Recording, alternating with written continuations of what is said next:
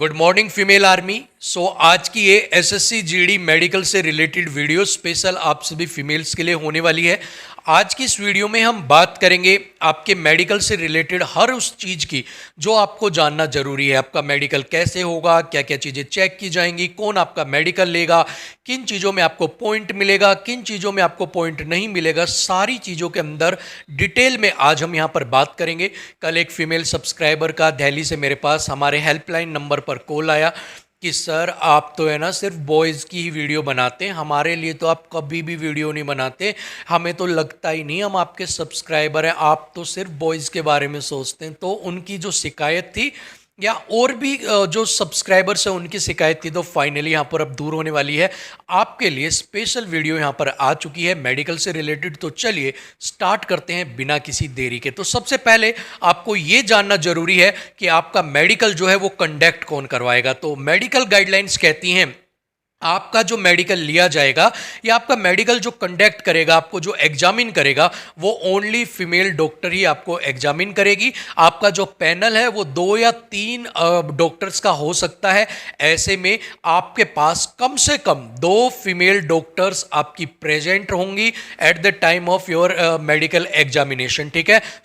आपका medical examination के अंदर 2 से 3 ग्रुप्स का डॉक्टर्स का पैनल हो सकता है। उसके अंदर कम से कम 2 या 3 2 आपकी कम से कम जो है वो लेडी डॉक्टर होंगी, एक सीनियर मेडिकल एलएमओ होगा, वो भी आपकी जो है लेडी डॉक्टर ही होगी। ठीक है।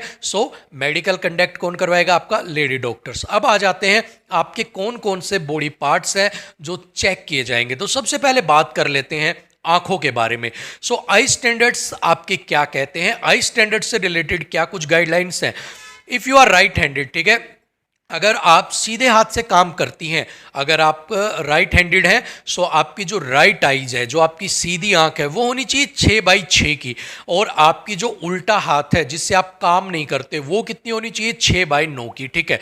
ये तो क्या कहती है? गाइडलाइंस कहती है। बट एक्चुअल क्या होता है कि अगर आपकी आइज 6/9 है, दोनों ही, राइट भी और लेफ्ट भी, तो भी वो आपको एक्सेप्ट कर लेते हैं, तो भी वहां पर स्वीकार कर ली जाती है। अब दूसरा केस, अगर आप लेफ्ट हैंडेड है, आप उल्टे हाथ से काम करती हैं, जो आपका उल्टा हाथ है, तो इसके साथ उल्टी आंख है, जो आपकी लेफ्ट आई है, वहां पर आपकी आईज होनी चाहिए 6/6। और जो सीधे हाथ की तरफ वाली आंख है, मतलब सीधी आंख है, राइट आई है, वो होनी चाहिए 6/9।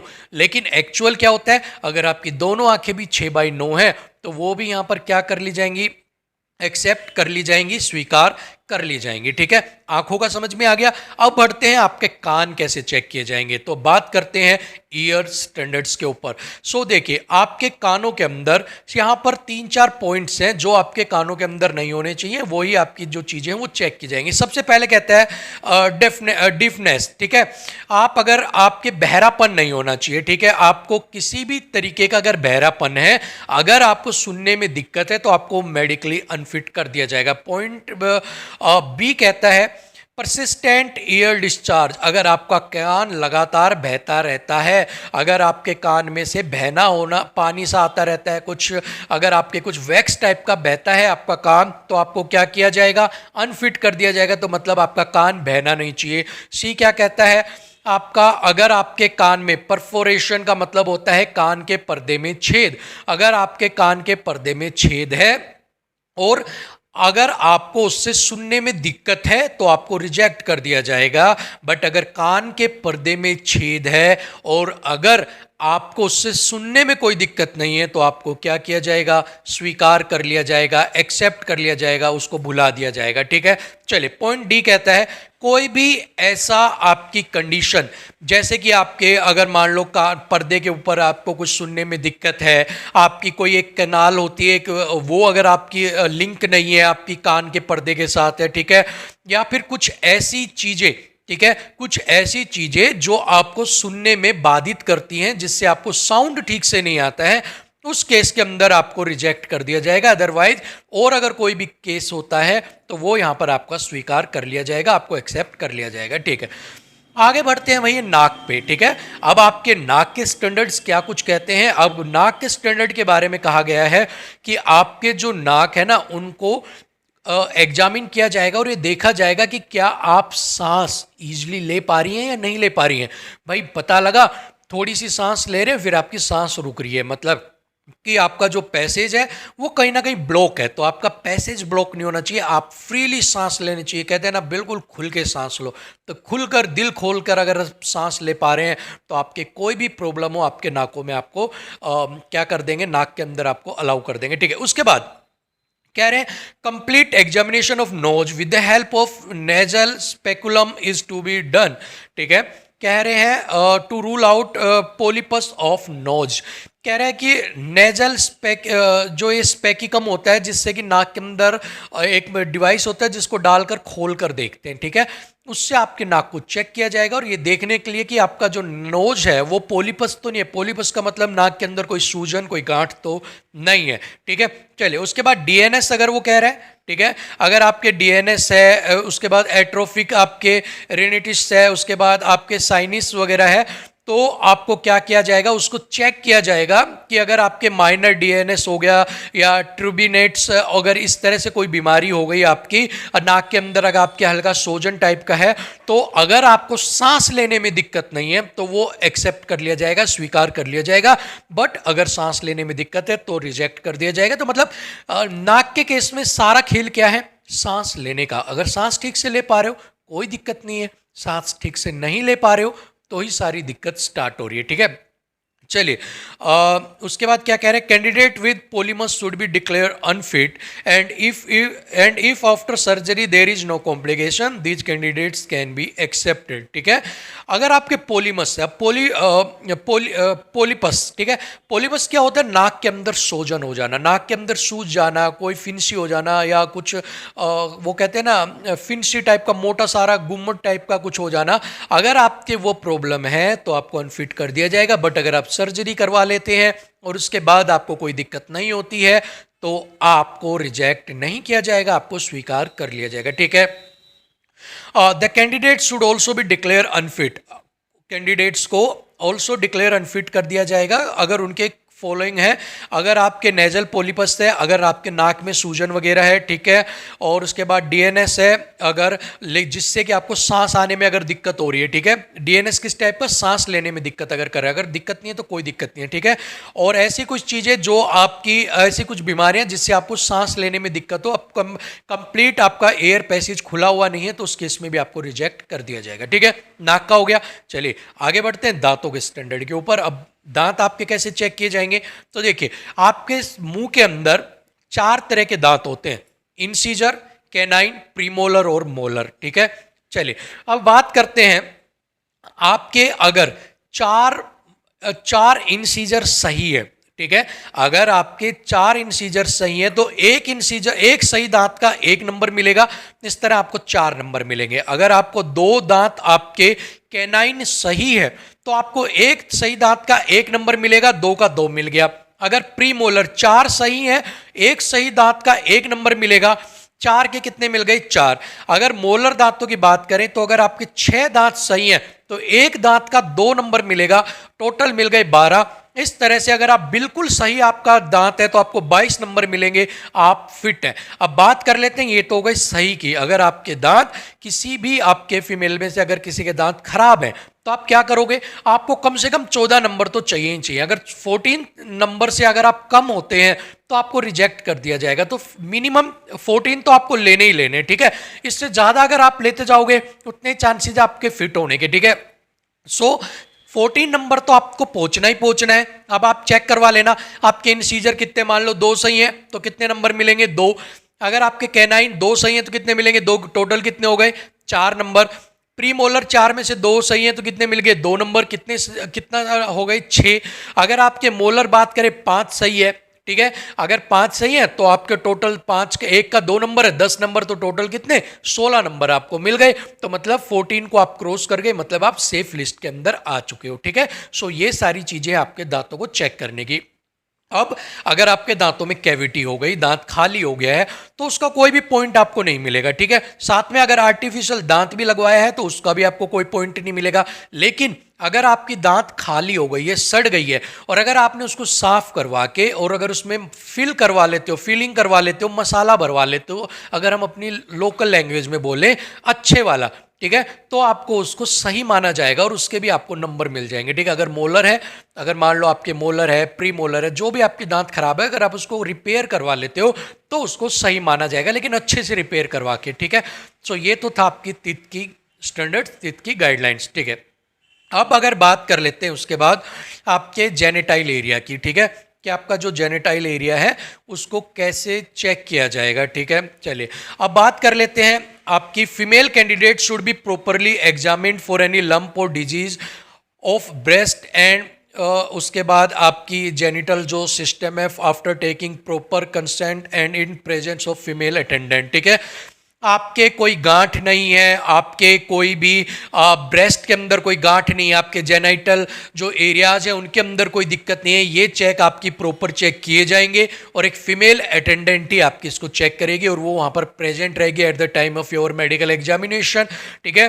अगर in case any disease conditions is diagnosed which would interfere in the performance of duty, ठीक है। अगर कोई ऐसी बीमारी आपको पाई जाती है जिससे कि आप ड्यूटी नहीं कर पा रही है, ठीक है, मान लो आपके कोई गांठ मिलती है और वो गांठ आपको भागने में, दौड़ने में, पहाड़ चढ़ने में, रस्सी चढ़ने में दिक्कत करती है, तो आपको अनफिट कर दिया जाएगा, अदरवाइज नो इश्यू, ठीक है। चलिए पॉइंट नंबर थर्ड आपको कहते हैं chest measurement of female candidate should not be taken, chest measurement नहीं किया जाएगा, however it should be ascertain that the chest is well develop, लेकिन आपका जो चेस्ट है वो वेल डेवलप होनी चाहिए, ठीक है, बट उनकी चेकिंग या मेजरमेंट नहीं की जाएगी। उसके बाद फोर्थ कहता है अगर आपका कैरिंग डिग्री है, कैरिंग एंगल जो है वो 20 डिग्री से ज़्यादा है, ठीक है, सो वो आपको रिजेक्ट करने की तरफ ले जाएगा। अगर 20 से ज़्यादा है, मतलब 21 तक है तो चलेगा, बट मान लो 25 है, 26 है, तो आपको रिजेक्ट कर दिया जाएगा क्यूबिटस वेगस के बेस पर। क्यूबिटस वेगस क्या होता है, जब आप अपने हाथों को बिल्कुल ऐसे फैला लेते हैं, सो आपकी बॉडी से आपके हाथ कितने दूर है उसको जांचने की एक प्रक्रिया होती है, उसके बेस पर आपको क्या किया जाएगा, रिजेक्ट कर दिया जाएगा अगर कैरिंग एंगल ज़्यादा मिलता है, ठीक है। अब बात करते हैं जेनिटाइल एरिया के बारे में, ठीक है। यहाँ पर नोट एक स्पेशल लिखा हुआ है कि आपका पर स्पेक्यूलम और per vaginal examination are not done to be perform in an unmarried candidate. अगर आप अनमैरिड कैंडिडेट है तो आपकी वेजाइनल जो आपका चेकअप वगैरह होता है वो आपका डिटेल में नहीं किया जाएगा, बस ये चेक किया जाएगा कि आपको उसके अंदर कोई गांठ वगैरह या कोई इस तरह का कोई बीमारी तो नहीं है, बस इतना ही चेक किया जाएगा। डिटेल्ड एग्जामिनेशन सिर्फ जो मैरिड है उनका ही होगा, बाकी आपका नहीं होगा, ठीक है। उसके बाद आई कहता है एविडेंस ऑफ मेजर एबनॉर्मलिटीज और defects of genital such as change of sex. उसके बाद ये क्या है, हर्मैफ्रोडिटिज्म, भाई बड़ी खतरनाक ये टर्म्स हैं, सॉरी, ठीक है। सो यहाँ पर इसके बाद है सूडो हर्मोफ्रोटिज्म और गोनेडल, ये बीमारियों के कुछ नाम है बड़े जटिल टाइप के जो हमने फर्स्ट टाइम ही मैं बोल रहा हूँ, ठीक है। सो टंग ट्विस्ट कर रही है, नेवर माइंड, ठीक है। सो अगर आपके, ठीक है, मैं इसको वैसे समझा देता हूँ आपको, ठीक है। यहाँ पर इस पहरे का पूरा मतलब आपको, ये बीमारी आप गूगल सर्च करोगे तो भी आपको यही निकल के आएगा, हिंदी बता देता हूँ आपको, ठीक है, कि आपको चेक क्या किया जाएगा, आपके पास कोई अब नॉर्मलिटीज ना हो, मतलब कि यहां पर बताया गया है कि आपके कोई भी आपके जो वजाइनल पार्ट्स होते हैं उसके अंदर आपके ईचिंग नहीं होनी चाहिए, आपके कोई अल्सरेशन जलन नहीं होनी चाहिए, कोई भी वहां पर फोड़ा फुंसी जो अपन बोलते हैं फोड़ा फुंसी या गुमट टाइप का नहीं होना चाहिए, आपके अंदर कोई गांठ नहीं होनी चाहिए, कोई अल्सर नहीं होना चाहिए, ये सारी चीज़ें आपके वहां पर, कोई भी फंगल इन्फेक्शन नहीं होना चाहिए, किसी भी प्रकार की आपके ईचिंग टाइप की भी नहीं होनी चाहिए, ठीक है। ये कोई भी आपके ट्रांसमिटेड डिजीज टाइप की नहीं होनी चाहिए, सारी बीमारियों का यही मतलब है। आप सर्च करोगे मतलब आपकी ये सारी चीज़ों से आपका वहाँ पर फ्री होना चाहिए। उसके बाद ये कह रहा है कि अगर आपके पीरियड्स वगैरह अगर चल रहे हैं तो उसको आपको जो है 5 या 6 दिन बाद आपका दोबारा से मेडिकल कंडक्ट करवाया जाएगा। इसके बाद वो कह रहा है अगर यूरिन टेस्ट के अंदर, जो पार्ट नंबर 2 कहता है, अगर यूरिन टेस्ट के अंदर आप प्रेग्नेंट पाई जाती हैं तो आपका 6 महीने के बाद 42 दिन के बाद आपका जो मेडिकल है वो यहाँ पर किया जाएगा, ठीक है।